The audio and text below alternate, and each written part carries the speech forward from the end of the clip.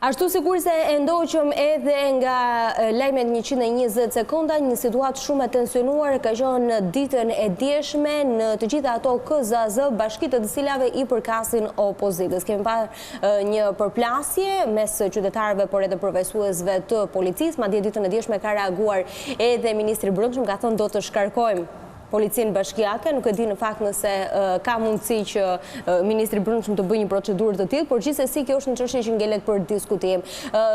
Për të diskutuar për situatën politike në Shqipëri, me mua në studio është bashkuar antari i kryesisë së Partisë Demokratike, Eno Bozdo. Përshëndetje dhe mirëmëngjes zoti Bozdo. Shumë kënaqësi që je me mua në studio. Kemi parë një situatë të tensionuar ditën e djeshme.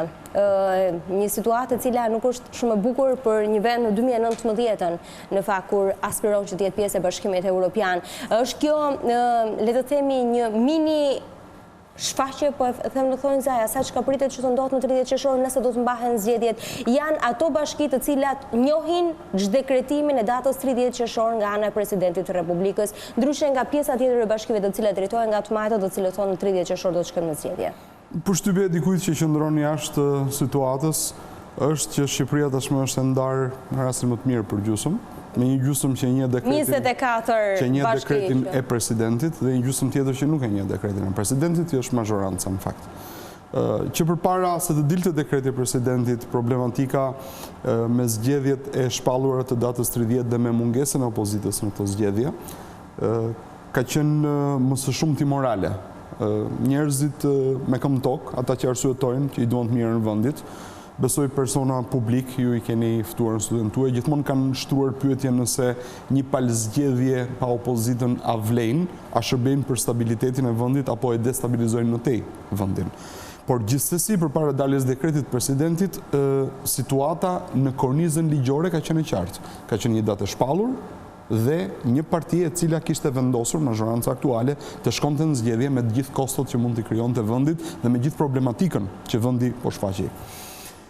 Pas dekretimit të datës nga presidenti dhe publikimit të mbretëror zyrtare të dekretit presidentit, edhe korniza juridike i ra. Pra tani kemi të bëjmë me një palëzgjedhje ku përveç kornizës morale, që ishte e rënë prej kohësh, ra dhe korniza juridike. E megjithatë, absurdi është që mazhoranca Edi Rama vazhdon të kërkojë ta çojë vendin në zgjedhje në datën 30, edhe pse ajo që ndodhi dje, ajo që do ndodhi në ditët në vijim, tregojnë qartazi që ne po shkojmë drejt një përplasje sociale, e cila me konsumimin e datës 30 do të jetë shumë e vështirë për t'i rikuperuar më mbrapsht.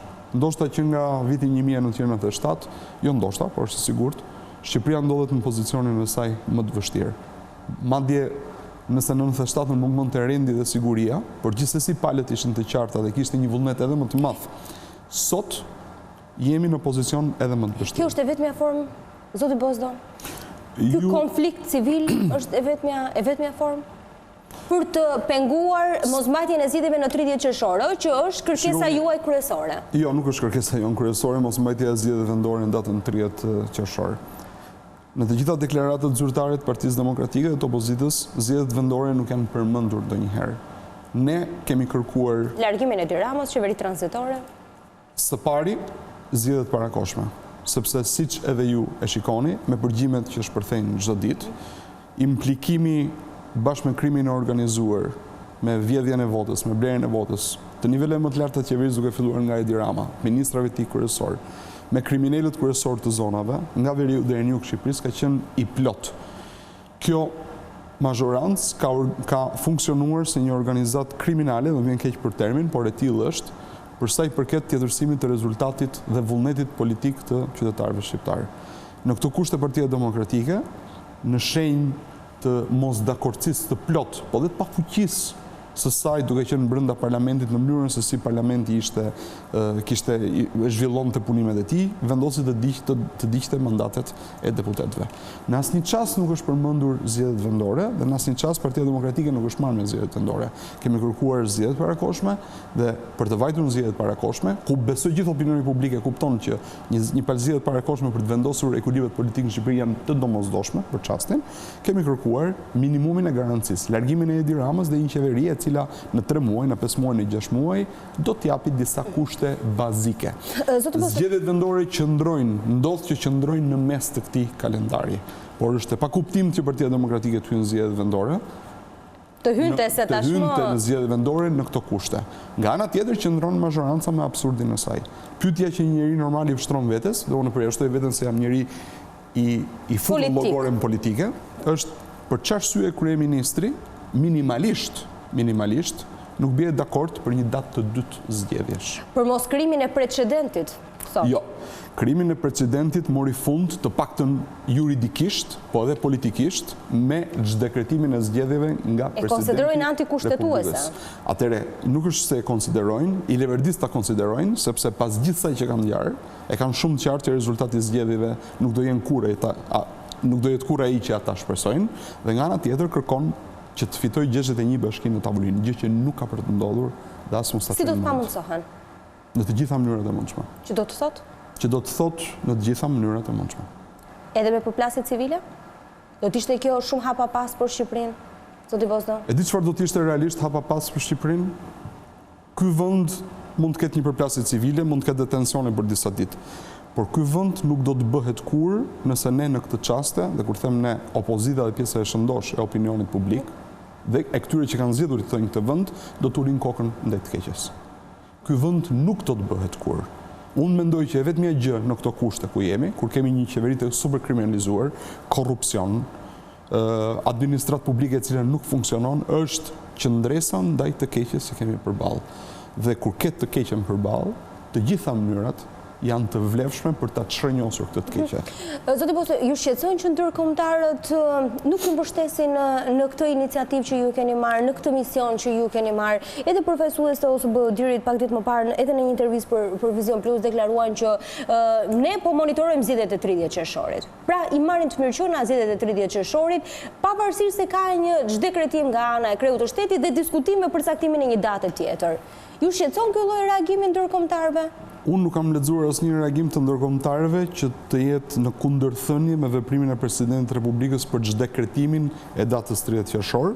Nuk kam lexuar asnjë reagim të ndërkombëtarëve. Ka qenë një intervistë në Vizion Plus për timin e Samarxhie përfaqësuesve të OSB-dirit ku ka deklaruar jemi duke monitoruar situatën.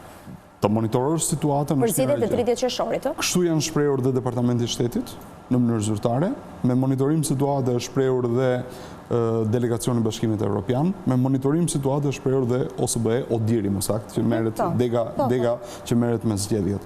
Pra, qëndrimi ndërkombëtarëve është monitorim i situatës. Shpresoj që kjo gjë të qartësohet dhe ata të marrin një pozicion të caktuar në ndihmë të Shqipërisë. Besoni se do të ndryshojnë gjërat në këtë javë në fundit, edhe pas protestës së nesërme që opozita ka planifikuar në orën 20? Ajo që unë personalisht shpresoj është që ky kryeministër që është, kaq i korruptuar dhe i kriminalizuar, minimalisht të kuptojë që është duke e shtyrë vendin drejt një gremine.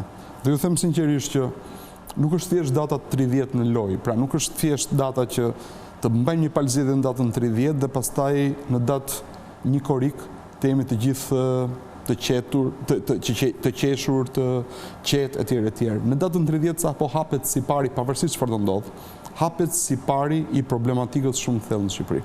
Konsumimi në mënyrë të njëanshme i datës 30, në këtë rast ka mazhoranca, do të sjellë një periudhë të gjatë destabiliteti dhe palët do t'i largojë jashtë mase, qoftë edhe ata njerëz të arsyeshëm nga ana mazhorancës që kërkojnë që të jepet një zgjidhje politike kësaj situate. Të mos gëjim vetveten. Zgjidhja është politike.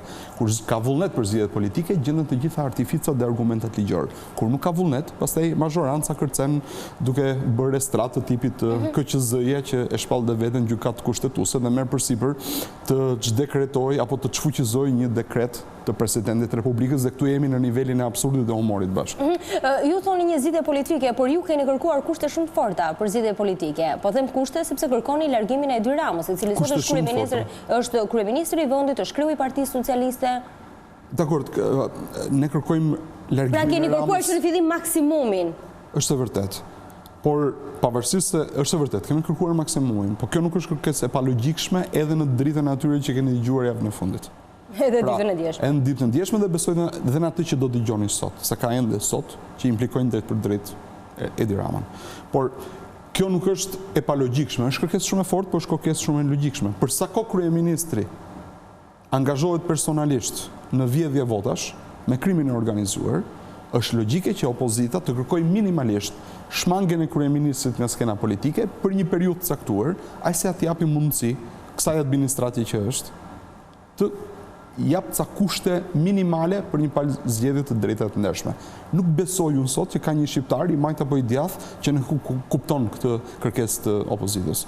Është shumë e fortë, jam dakord me ju, është ekstremale, jam dakord me ju, në kushte të tjera nuk ishte për të ndodhur, jam dakord me ju, por kur ndonjëherë në hapësirën ballkanike, evropiane ose jo, nuk ka ndodhur ndonjëherë që kryeministri të angazhohet personalisht, dhe për këtë tashmë i kishim të gjitha indicjet, ne që jemi në politik i dimë dhe gjërat e tjera, por për këtë ka edhe fakte. Dhe s'ka ndodhur ndonjëherë që një radhë e tërë e qeverisë dhe deputetëve kryesor, pra njerëzit armata kryesore politike e Partisë Socialiste, të jetë në marrëdhënie të faktuara tashmë kaq të lidhura me krimin organizuar dhe me tjetërsimin e votës. Edhe gazetari Bil ditën e dieshme në shkrimin që kishte bërë thuhej që ka 25 vite në Shqipëri që diskutohet për blerje votash, por vetëm këtë herë janë të faktuara, ose mësa ka prova, pavarësisht se majoranca i konsideron indicje, jo prova. Shikoni, është e vërtet dhe kjo.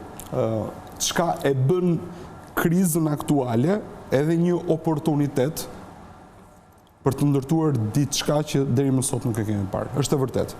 Në të gjitha rastet, me përjashtim ndoshta të vitit 2013 dhe vitit 2009, në të gjitha rastet ka pasur akuzat të ndërsjellta për tjetërsim të vullnetit të zgjedhësve nëpërmjet presionit apo vjedhjes së votave. Por fakti është që intimidimi. Në zgjedhjet e vitit 2009, le të marrim raportin zyrtar, sepse ti referohemi një arbitri siç është OSB Odiri, fliste për zgjedhjet e lira dhe të ndershme. Në 2013 fliste përsëri për zgjedhjet e lira dhe të ndershme, raporti zyrtar, dhe lavdëronte majorancën për kalimin, tranzicionin e pushtetit në mënyrë të paqëm. Pra, u konsiderua standardi më i lartë i arritur. Në zgjedhjet e 2015-s për herë të parë përmendet fenomeni, por parë rrëdhën indicje të provave ekzistuese të 2015-s, më falni. Në zgjedhjet e pjesshme në 2016 në dimër përmendet me emër dhe mbi emër, dhe në 2017 për herë të parë, pas ndoshta që nga fillimi, raporti OSB Odirit flet për intimidim të votuesve dhe blerjeve, ky është sipas një sondazhi të një agjencie të BE-s, dhe blerje të votës së votuesve. Pra, imagjinoni, ne në vend që minimalisht ruajmë standardin e zgjedhjeve të 2013-s, sepse zgjedhjet në Shqipëri janë si janë dhe ne e dimë këtë gjë, por është e kuptueshme që kemi thënë gjithmonë një hap para, gjithmonë një hap para, se kjo është historia dhe kjo është kultura jonë demokratike dhe këtu duhet nënkuptuar. Ne kemi rrëshqitur saqë në mënyrë zyrtare flitet për blerje dhe tjetërsim të votës. Atëherë në këto kushte çfarë ngelet? Dhe ju thoni me drejtë që është kërkesë e fortë i kërkosh Edi Ramës të largohet, por shumë kërkesë e fortë. Në raste të tjera nuk ishte për të ngjarë, sepse dhe opozita ka një logjik në atë që kërkon. Në qoftë se do të bëhet e besueshme. Edi Rama ka thënë do t'i bëja sërish ato diskutime, jo për përgjimet e fundit, por dhe ndërsa flasim, edhe dje ka rënë. Dhe ndërsa flasim dhe në zhurmën e tmerrshme të gjithçka që ka plasur, zotëria në fjalë, Edi Rama ka dhe guximin të kalojë 2 kontrata korruptive të PPP-ve, koncesioneve të rrugës. 2 rrugë të reja në total afërsisht 360 milion euro, të dyja në total. Pra, imagjinoni domethënë e gjithë kjo zhurmë, jo vetëm që zotërisë nuk jeton përshtypje, por hajdutria funksionon, unë jam i sigurt. Në çdo sistem hajdutria funksionon. Po kjo nuk është hajdutria është elegante ta thuash si fjalë, kjo është grabitje në mes të ditës. Dhe 2 persona të lidhur me Edi Ramën do marrin 350 milion euro dhe asnjë s'e ka mendjen me të drejtë, sepse çfarë ka dalë dje para 5 ditësh dhe çfarë do dali sot është shumë më e madhe se sa këto kontrata që kalojnë. Pra, imagjinoni që jemi në situatë që është tingëllon si absurde. Kur ka pasur dje një Partia Demokratike për audiopërgjimet? Nuk jam gjendje ta them një gjë tillë. Keni kohë? Që keni, sepse Tauland Balla ka thonë që ka 2 vjet e gjys, 2 vjet Lulzim Basha që më përmend audiopërgjimet.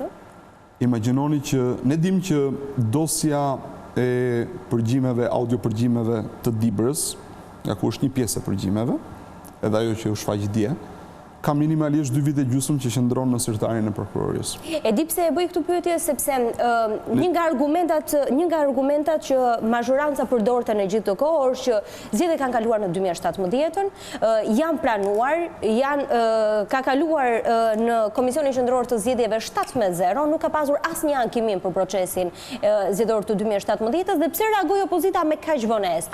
Kishit ju deni më parë dhe prisni prokuroria të bënte hapat e saj?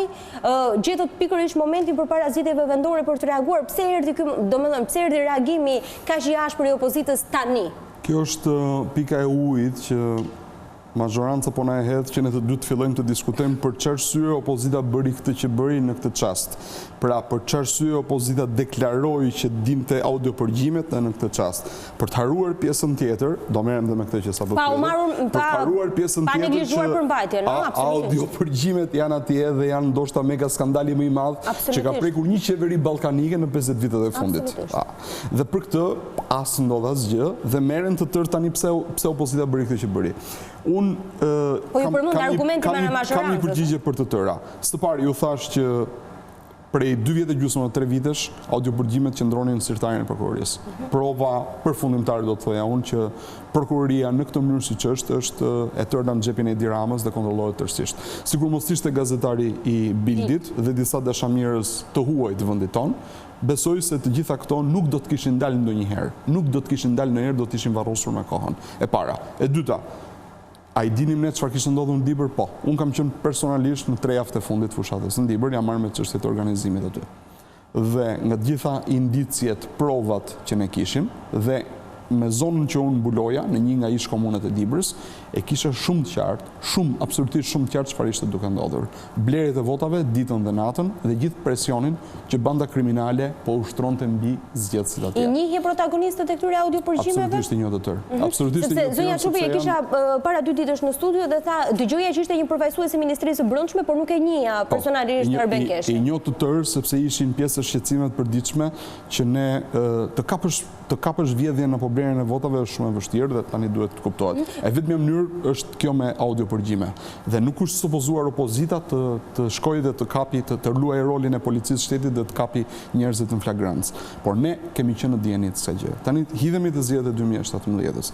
Në zgjedhjet e 2017-s gjërat kishin mbaruar përpara se Partia Demokratike të futej në zgjedhje.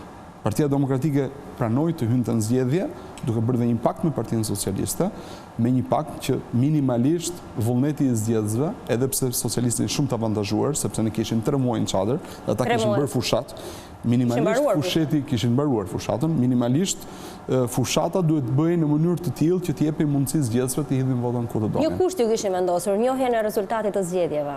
Jo, nuk ishte kusht i vendosur. Dhe pastaj ishin Jo, nuk ishte kusht i vendosur. Do jeti Rama atë kohë tha që bëjmë një marrëveshje, por duhet të njihni rezultatin e zgjedhjeve. Më pas sigurisht ishin një sër pikash të faktit që do të vazhdonin pas. Ju sigurojnë që nuk ka qenë kusht i tillë. Kushti ka qenë mbi të gjitha në Shqipëri. Ne nuk mund ta çojmë vendin në destabilitet. Në atë çaste, aq më tepër që edhe akuzat që opozita na të kolishonte, ju më mbani mend akuzat e Çadrës, vendi i mbjelli gjithë me drogë, Samir Tahiri totalisht i përfshirë në trafikun me krimin organizuar në trafikun e drogës dhe paratë që po blieshin, edhe të gjitha këto ishin hera parë që artikuloheshin në mënyrë aq fort publike, provat nuk ishin dalë akoma dhe shumë njerëz ishin skeptik duke dëgjuar çfarë thoshte opozita, se thoshte nuk ka mundësi që vendi të jetë i mbjellë nga veriu deri në jug. Viti më pas e vërtetoi një gjë të tillë. Unë personalisht, si sekretar organizativ në atë kohë i Partisë Demokratike, kam pasur dieni, mos gaboj javën e parë, pasi kemi hyrë në çadër, që në mes të Tiranës kishte filluar mbledhja e kartave të identitetit në disa zona periferike. Dhe e isha plotësisht i sigurt në atë që na priste nëse ne do të hyrim në zgjedhje në ato kushte. Por në ato çaste prevaloi fakti i interesit publik mbi interesin e Partisë Demokratike. Nuk mund të shkonim me ta linim vendin pa opozitë. Gjithsesi gjërat erdhën duke u agravuar dhe ja ku jemi sot duke kërkuar minimalisht në një arsye, në një kërkesë shumë të fortë, por në një kërkesë besoj të arsyeshme, shmangjen e Edi Ramës nga skena politike, largimin e kryeministër, jo sekretari PS-s, ajo nuk është çështja jonë, është çështja e Partisë Socialiste, për të vajtur në zgjedhjet parakoshme pa Edi Ramën. E kuptoj. Mirë, zoti Bozdo, keni një skenar për protestën e nesërme, që mbahet në orën 20? Sigurisht që e kemi. Cili do të jetë skenari? Ta shohim gjatë protestës. Nuk mund të themi asgjë para? Do të jetë një protestë e qetë? Do të ketë... Të gjitha protestat e opozitës kanë qenë protestat të qeta. Mirë, po sjellin këto KZAZ ditën e djeshme dhe partia nuk ka qenë e qetë. Nuk e qenë e qetë dhe s'mund t'ishte e qetë, por ajo që mua më çudit është pse shikohet opozita kundrejt KZAZ-ve, që nuk janë as KZAZ si agresore, dhe nuk shikohet mazhoranca që ruan KZAZ. Gas lotësjedhës okej, në rregull. Jo që hedh gratë societës. Policët bëjnë detyrën e tyre se në fund të ditës ata janë njerëz që kanë marrë urdhër për ta bërë një gjë të tillë. Por ju e merrni të mirëqen faktin që ato janë KZAZ. Ka një pjesë tjetër, jo ju personalisht, por Kështu kemi cilësuar, komisione... Ka një pjesë tjetër me të drejtë që thotë, derisa nuk ka zgjedhje, nuk ka as KZAZ. Derisa nuk ka KZAZ, nuk ka çfarë të ruash. Atëherë pse duhet të çohet policia e shtetit? Çfarë ka kërkuar opozita për Mirë, po flaka në shkolla është pak e rëndë, edhe Jo, janë ndjekur, nuk ka pasur flak në shkollë. Edhe kjo është teprimi i medjave, janë ndjekur vetëm kutit ato dhomat e fsheta, kartonët dhe asgjë tjetër. Shkolla nuk është ndjekur dhe nuk është shprekur. Ju sigurojmë për këtë gjë. Pse nuk pyetet për çfarë arsye vendoset policia e shtetit për disa objekte që nuk kanë asnjë lloj vlere? Dhe për çfarë arsye pse nuk ndodh në gjithë Shqipërinë ajo që ndodhi në Kukës, nëse bashkia kërkon që të lirohen mjediset e KZAZ-ve, sepse janë në dispozicion të bashkisë, fare mirë, këto materiale zgjedhore, ato që janë atje mund t'i çojnë në prefekturë, ku nuk ja kërkon njeriu gjë të tillë. Pse duhet të vendosin policinë e shtetit edhe këto policët antisomoz atje, për të përballur me ata që vinë me drejt kërkojnë ne lironi. Tani kuptohet që kjo është çështje politike.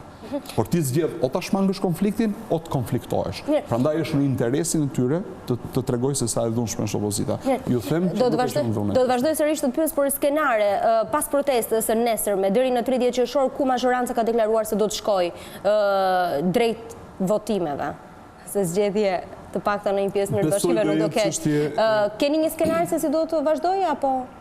Besoj është çështje do mblidhen strukturat e Partisë Demokratike edhe koalicionet opozitare për të përcaktuar, sepse është e kohë të bësh plane paraprake. Këtu do ketë prapë gjëra të reja sot, edhe në ditët në vazhdim do ketë gjëra të reja. Audiopërgjime të reja?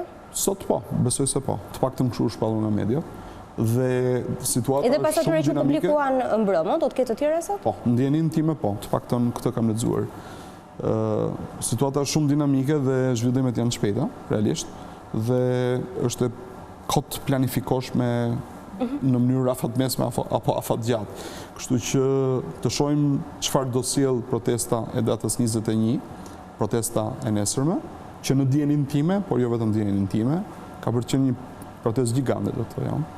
Dhe që do t'japi një tonus të ri lëvizjes opozitare dhe lëvizjes qytetare. Edhe një pyetje të fundit kam, zoti Bozdo, ndërsa ju thoni që këto ditë do t'jenë intensive dhe me shumë zhvillime. Prisni reagim pas publikimit të këtyre audiopërgjimeve, prisni arrestime, se diskutohet për arrestime shumë. Në një farë mënyrë unë nuk pres me arrestime nga kjo qeveri, sepse është e kuptueshme. Jo nga radhët e opozitës. Pikërisht, për këtë po them. Është e kuptueshme që sa më shumë audiopërgjime dalin, të paktën format e më, aq më shumë persona arrestohen nga ana e opozitës. Është, domethënë, shkon në përpjesëtim të drejtë kjo gjë.